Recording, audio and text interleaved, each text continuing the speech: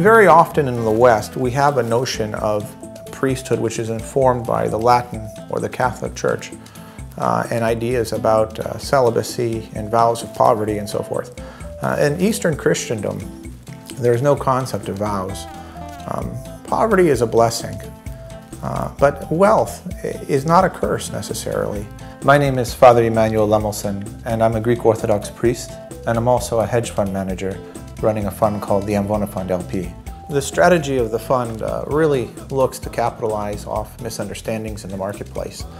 When there are those price-value disparities, you can allocate a lot of capital very quickly if you know what you're doing.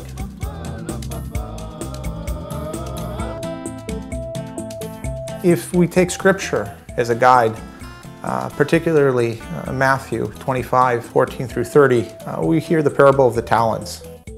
And in that parable, it's very clear the Lord blesses exceedingly those who take the talents they're given and multiply them. And for those who would not, even what they have will be taken away. So I think it comes down to our view of how we see capital, how we see our talents.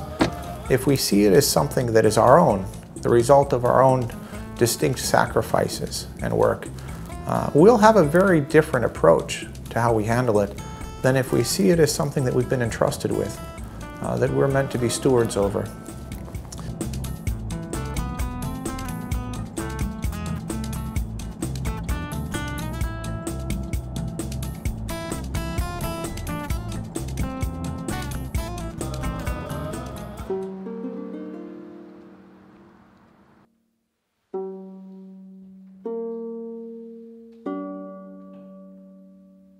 And my heart's desire was to respond to God's calling to serve as a priest. It's something that's in you, and I think something that you're meant to do, something you're called to do. When we're in church celebrating the holy mysteries, time stands still. It just doesn't exist. I don't know if it's been 10 minutes or 3 hours when I'm in the altar. The beauty of the services is overwhelming.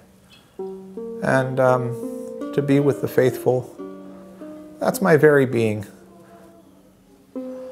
Before I was ordained, I had been writing essays and critical papers on both legal analysis and securities analysis. And when the day drew near for my ordination, I mentioned to my bishop that I would cease my work in that area. He asked me, "Do you have a family to support?" And I said, "Yes." And he said, "Does the church pay you?" And I said, "No." And he said, "Then why don't you continue your work?"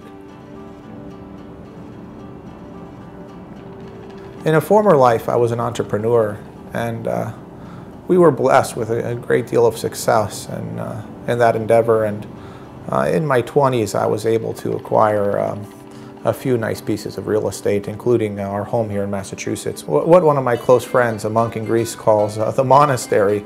And we are just blessed with a tremendous amount of wildlife, and to be able to see the beauty of God's creation every day and every night. God gives us talents so that we can use them, and the purpose of those talents is to glorify the Lord.